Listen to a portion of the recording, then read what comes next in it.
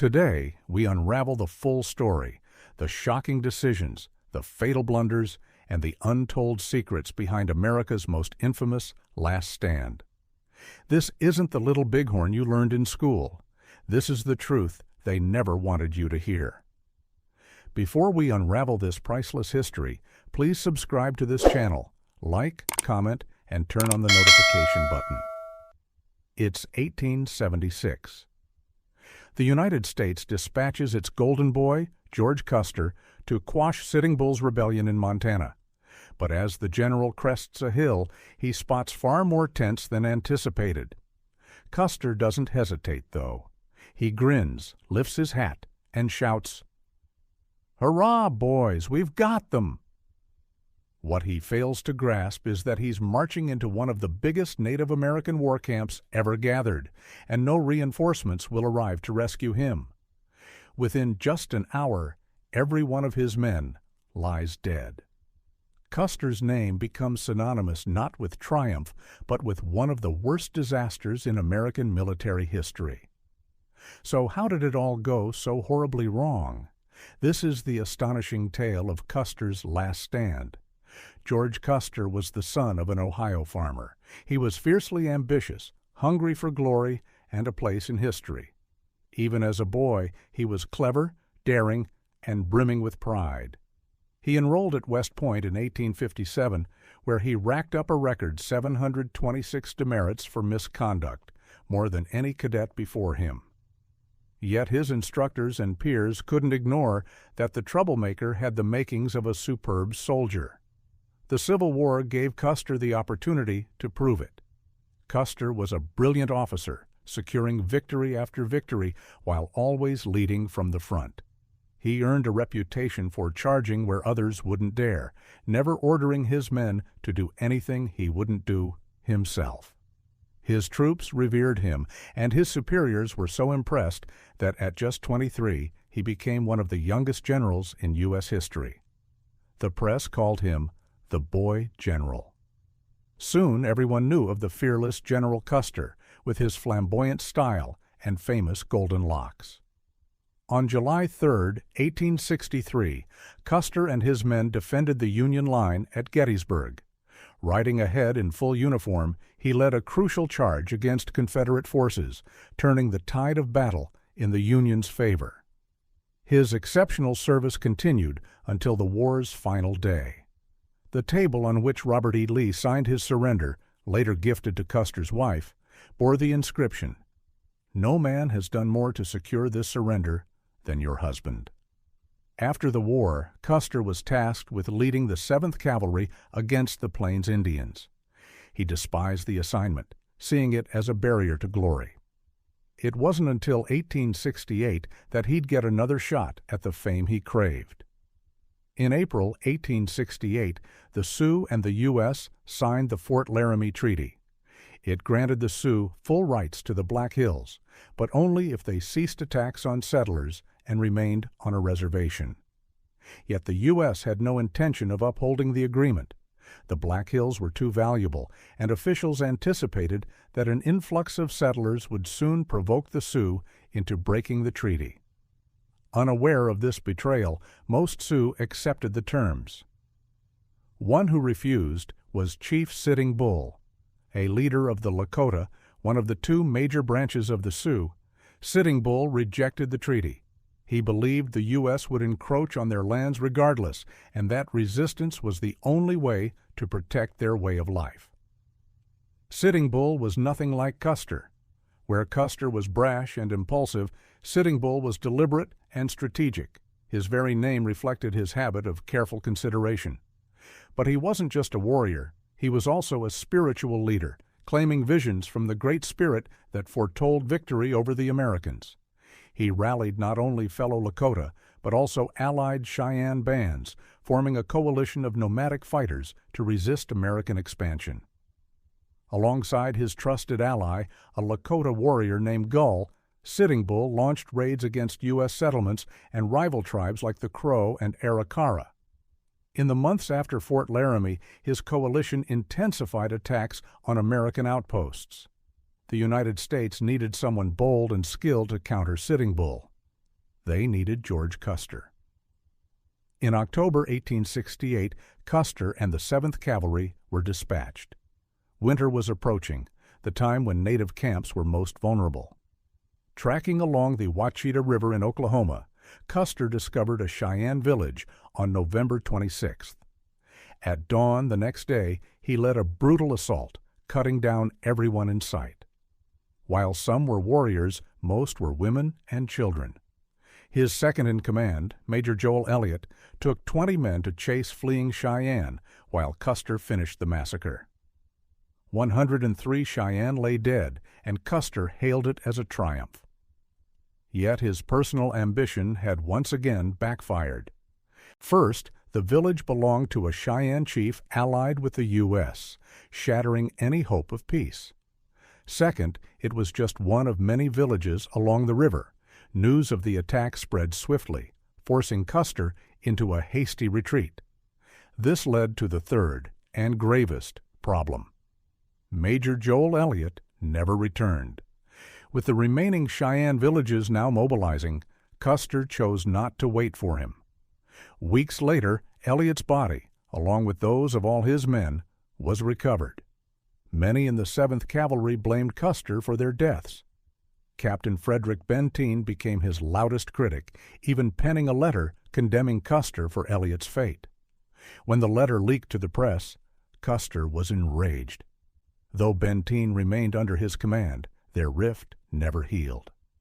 Despite the controversy, Custer's victory at Wachita restored his fame. Now celebrated as a hero of the frontier, he spent the next years leading the 7th Cavalry against native resistance. In 1873, he was permanently stationed at Fort Abraham Lincoln in Dakota, positioning him to counter Sitting Bull's defiance. Two key figures entered his story at this point. First was Major Marcus Reno, a short-tempered officer with a whiskey problem who, like Benteen, found Custer insufferably arrogant. Fortunately for Custer, he had loyalists to offset his critics. His brothers, Tom and Boston, joined him, as did his brother-in-law, Lieutenant James Calhoun. Even his wife relocated to Fort Abraham Lincoln. Custer's allies weren't all white Americans. In 1873, a half-Sioux, half-Arikara scout named Bloody Knife was assigned to his unit, and the two became close friends. Not every native opposed Sitting Bull, but Bloody Knife had personal grievances. He'd endured mistreatment from him in the past and despised Gall, Sitting Bull's right-hand man, who had tormented him as a child. Their feud turned deadly. Bloody Knife nearly killed Gall in a fight, while Gall later slaughtered Bloody Knife's brothers and son in retaliatory raids. In 1874, Custer was the obvious choice to lead an expedition into the Black Hills. Officially, its purpose was to scout a fort site to contain Sitting Bull. In reality, its goal was to find gold and spark a settler rush. The mission resembled a guided tour more than a military campaign. Custer faced little resistance, spending more bullets on hunting trips with his brothers and Bloody Knife than on combat. Photographers and journalists chronicled the expedition, publishing glamorized accounts of Custer's frontier exploits and the gold discovery. The resulting gold rush brought 15,000 settlers to the region by late 1875. Officially, the U.S. government wasn't responsible. These were independent prospectors, so the Fort Laramie Treaty remained unbroken. Unofficially, President Ulysses S. Grant tacitly encouraged them, waiting for Sitting Bull's retaliation to justify seizing the Black Hills outright. In September 1875, Washington made a final offer to buy the Black Hills. Sitting Bull's warnings had come true. The Americans would never stop encroaching. When the Sioux refused, Grant issued an ultimatum. Any Lakota or Cheyenne not on reservations by January 1876 would be deemed hostile. The demand was impossible. Winter was already raging, making relocation a death sentence. It was blatant injustice.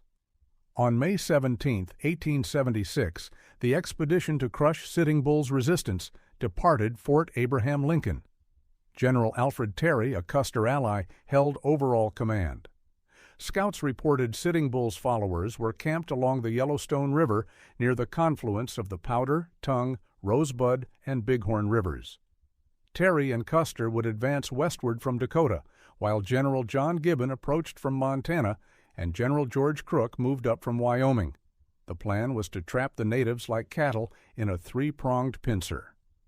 Custer treated the campaign like a leisurely outing, irritating even Terry with his detours for hunting and exploration. Major Reno and Captain Benteen grew equally frustrated. Reno was relieved when Terry sent him on a scouting mission down the Rosebud River, where he picked up Sitting Bull's trail. But upon his return, Custer mocked him as a coward for not pursuing it further. With Sitting Bull's location narrowing, there was no time for arguments. Terry split his forces. He would join Gibbon's troops and advance down the Bighorn River from the north, while Custer followed the trail south across the Rosebud. If Custer found Sitting Bull, he was to swing south and wait for Terry and Gibbon to arrive. But expecting Custer to wait was like expecting a starving dog to ignore a feast. Everyone knew glory would tempt him the moment it appeared. "Custer, don't be greedy. Leave some for us?" were the last words he heard before riding out. "No," he replied, "I will not." The Americans had been right. Sitting Bull and his warriors were exactly where they expected. After President Grant's ultimatum earlier that year, Sitting Bull had rallied thousands more fighters. They knew the Americans would come, and numbers were their only hope of survival. If they failed, this could be their last summer as free people on the plains. Sitting Bull's call had drawn nearly 8,000 to his cause. Gall remained his closest advisor, but new leaders emerged, none more formidable than Crazy Horse. A young, fearless Lakota warrior, Crazy Horse claimed visions that granted him supernatural power, earning his name. He was the first to engage the advancing American forces that summer. On June 17th, General Crook's troops from Wyoming were camped along the Rosebud River when Crazy Horse's scouts spotted them. With 1,500 Lakota and Cheyenne warriors, he did the unthinkable. He charged an American army of equal size. Historically, Native warriors needed overwhelming numbers to win an open battle. Crazy Horse shattered expectations. He ordered his men to swarm Crook's forces from all sides, never letting them regroup. Riders attacked from every direction, leaving the Americans disoriented. Only the intervention of Crook's Crow and Shoshone scouts allowed a retreat after losing 30 men. It was an unthinkable victory. A shaken Crook wrote to his superiors, praising the most impressive native combat he'd ever seen. Crucially, he failed to warn Custer or Terry. Now aware of approaching troops, Sitting Bull moved his people to a new campsite, the Valley of the Greasy Grass, nestled along the Little Bighorn River. There, they celebrated the sun dance as they always had. During the ritual, Sitting Bull reportedly had another vision: hundreds of soldiers falling into the camp. He took it as a sign of impending triumph. Meanwhile, Custer's men followed Sitting Bull's trail over the Rosebud, unaware of Crook's defeat. Bloody Knife and other scouts warned that the trail suggested far more warriors than expected, perhaps thousands. "We should wait for Terry and Gibbon," Bloody Knife urged. Custer ignored him. At dawn on June 25th, scouts spotted smoke from Sitting Bull's camp. Custer's mind was made up. Today was the day of glory. He divided his 700 men into 3 forces. Custer mocked, took 5 companies to attack from the north. Major Reno led 3 companies from the south, guided by Bloody Knife. Captain Benteen swung wide to the west with 3 companies. Custer hid behind hills until the last moment. At 3:30 p.m., he crested a ridge and saw thousands of lodges stretching for miles, far more than anticipated. He scribbled a hasty note to Benteen. "Come quick. Big village. Bring packs." But waiting wasn't in Custer's nature. With a wave of his hat, he cheered, "Hurrah, boys, we've got them!" and charged down the hill. To the south, Reno's men crossed the river and engaged the camp's outskirts. Bloody Knife was among the first to spot Lakota and Cheyenne warriors. The attack had begun. Sitting Bull and Gall, positioned in the southern camp, were the first to respond. Reno ordered his men to dismount and form a firing line, bullets tearing into the village. Sitting Bull's nephew and another warrior rushed forward under a white flag to negotiate. Both were shot. Enraged, Sitting Bull mounted his horse, only for a bullet to kill it beneath him. "They have shot my favorite horse, Becky," he declared. "It is like they have shot me. Attack them!" Gall and Crazy Horse led the counterattack. Reno, reportedly drunk, panicked as resistance mounted. Bloody Knife, a known traitor to the Lakota, was an obvious target. Mid-sentence, a bullet struck his skull, splattering Reno with blood and brain matter. Shattered, Reno screamed, "Any of you wish to make your escape? Follow me." His men fled in chaos, scrambling through the river under heavy fire. Benteen, hearing the gunfire, arrived to find Reno's survivors. "Where is Custer?" he demanded. Reno had no answer. Benteen grimaced. "It's another Major Elliott affair." He ignored Custer's plea for reinforcements, leaving him to his fate. "We don't know exactly what happened next, but this is the most reliable account. Custer assembled his men atop Calhoun Hill, likely planning to take hostages and force a surrender. He led a charge toward the river, but concealed Cheyenne and Lakota warriors opened fire. Crazy Horse, fresh from routing Reno, flanked Custer's forces. The Americans retreated uphill, but the warriors closed in. Calhoun's men were overrun first. By the time Custer reached Last Stand Hill, he knew Benteen wasn't coming. His men fell one by one under a hail of bullets and arrows. In the chaos, some warriors even accidentally shot each other. Sitting Bull later recounted, "Up there where the last fight took place, the long hair stood like a sheaf of corn with all the ears fallen around him. Custer's last stand was over. Hit the comments right now. Tell me, who really killed Custer? His own arrogance or the unstoppable tide of history?"